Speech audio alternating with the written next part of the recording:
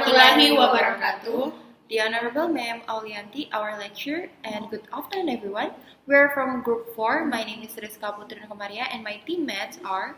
My name is Dhea Nurhaura. My name is Indah, Nurul, Musfirah. And my name is Amelia. And today we would like to present a powerful speech, the title, Why Are Women Still Taken Less Seriously Than Men? By a famous person, Sieghart.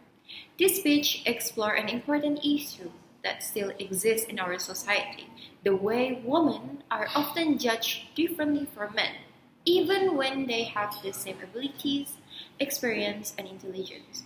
Through this speech, we will reflect on the idea of the authority gap and how it affects not only women, but all of us.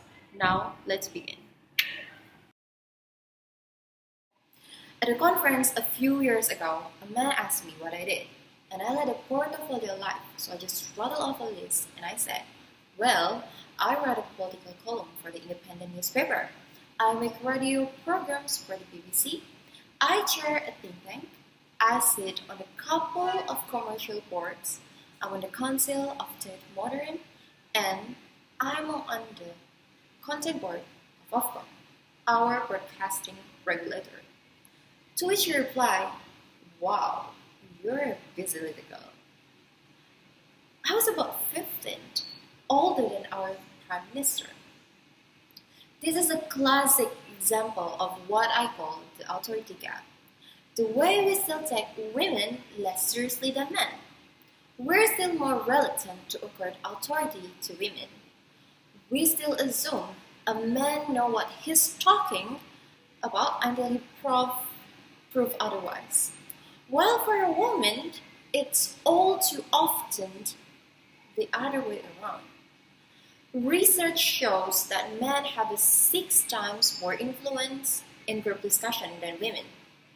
Women are twice as likely as men to say they have to provide evidence of their competence or that people are surprised at their abilities.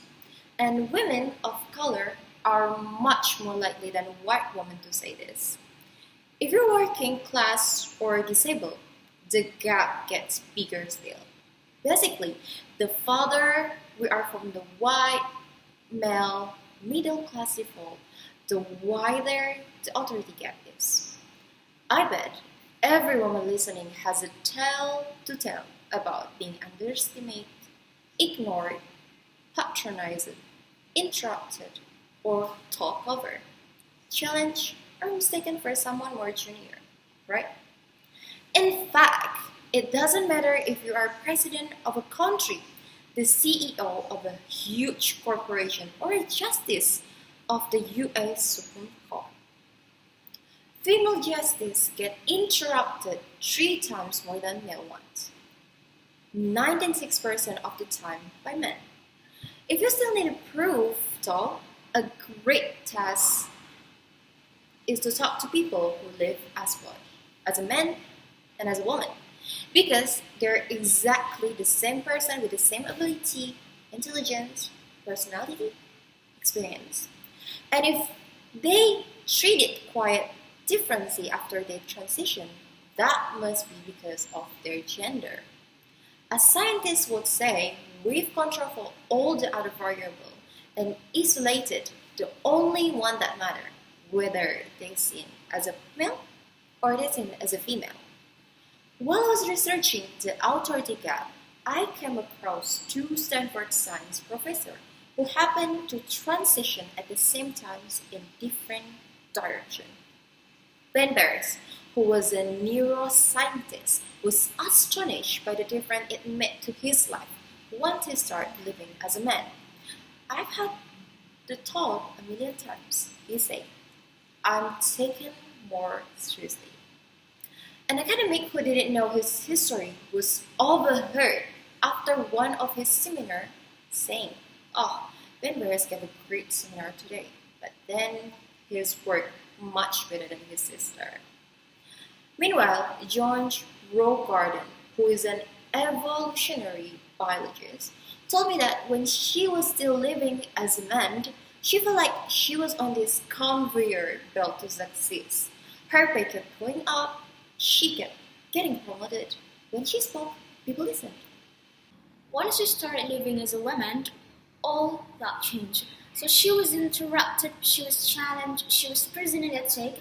She made a point and no one took any notice until the man repeated. At first, she said, I was amused.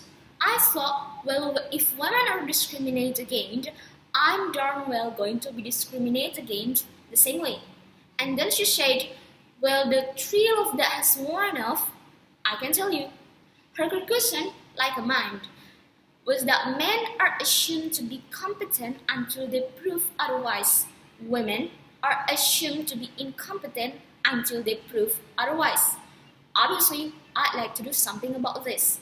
But what's in it for men? Well, one of the most encouraging things I found while researching the authority gap was that narrowing the gap isn't like a seesaw, in which as women rise, men just automatically fall. I mean, there might the odd occasion when if you're a man in direct competition with a woman and the bias against her is dissolved, she might just beat you on merit. But in almost every aspect of your life, greater gender equality is likely to make you happier, healthier, and more satisfied. There's been some fascinating academic research showing that both in more gender equal countries and US states and in more equal straight relationship, not only are the women happier and healthier with due respect, less resentful, less exhausted, they feel more part of team. And the children are happier and healthier. They do better at school, they get on much better with their dads, they have fewer behavior difficulties. But more surprisingly, perhaps, the men themselves are happier and healthier, so they're twice as likely to say they're satisfied with their lives, half is likely to be depressed, they tend to smoke less, drink less, and sleep better, take fewer drugs. So, if it's in all our interests, what can we do to close the authority gap? Well, I count the other day I've come up with 114 solutions. You'll be glad to hear I'm not going to share them all with you today, but I'm just going to leave you with a few ideas to take away. I'm always asked, okay, so what should women do? But it's not women we need to fix, right? It's how we all perceive and react and interact with women. We need to make changes to ourselves, to our place, and to the world around us. Even women are biased against other women. A few years ago in Britain, we had a female leader to political party who had a high voice and sounded almost childish. And when she came on the radio, I'd find it quite hard to take her seriously. But as soon as I had the reflex reaction, I said to myself, stop it! Listen to the content of what she's saying, and don't judge her by the pitch of her voice. We all need to notice when our parents are trying to trick us like that. It can also help to flip things around, to ask ourselves, would I have thought that or said or done if this person had been a man rather than a woman? Would I have mistaken the male CEO of her assistant?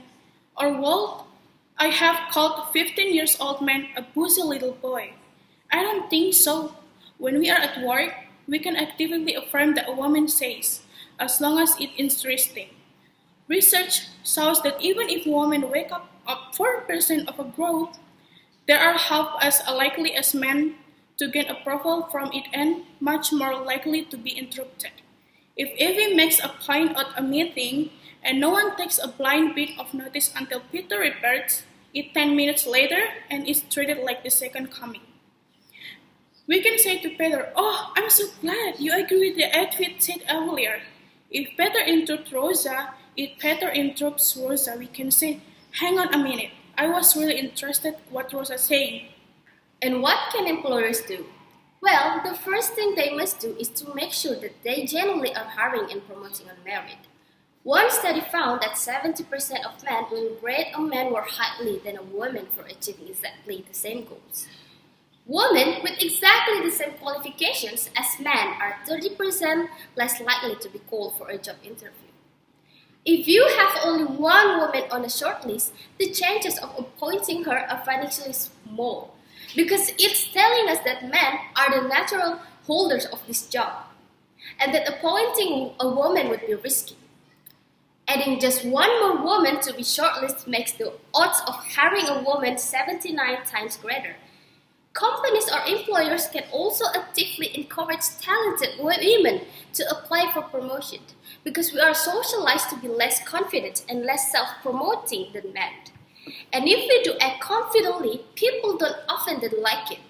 I was caricatured for years in Britain's satirical private eye magazine as Mary and Big Hat, just because I tried to seem as confident as my male colleagues. And that's why it's really important not to fall for the confidence trick, to mistake confidence for competence, because they are absolutely not the same thing.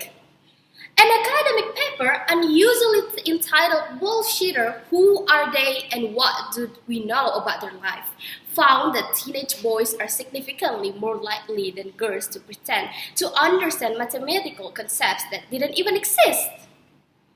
And this relative male overconfidence persists into adulthood. So, if we take overconfident men at their word, we're going to be much more likely to hire or promote them, even if they're nothing like to as competent as their female rivals. Now, representation matters everywhere, but one place that could really make a dent in the authority gap is the media. Because if it's sending us the signal the men are more authoritative, more expert, more important than women, that's just going to confirm our biases. At the moment, men are 3 times more likely to be quoted in news stories than women, and twice as likely to be the protagonists in movies. The BBC has recently made a push to have 15% female experts on air, and I think that could make a real difference to the next generation. Because once we get used to seeing women as the authorities in public, we're going to find it much easier to accord them equal authority in our daily life. So, let's work together to close the authority gap. We all be happier and healthier, and the world will be a better place. As Mary McAleese, the former president of Ireland, put it to me so eloquently, if men don't take women equally seriously, then we end up with this word that flies on one wing. And that's our word flapping about rather sadly, because of the refusal to use elevation and the direction and the confidence that comes from flying on 2 wings. We have to understand that when women flourish and their talents and their creativity flourish, that the world flourishes, and men flourishes, we all flourishes. So that's all from our performance. Thank you very much for watching. We are from Group 4 signing off. Wassalamualaikum warahmatullahi wabarakatuh. Bye.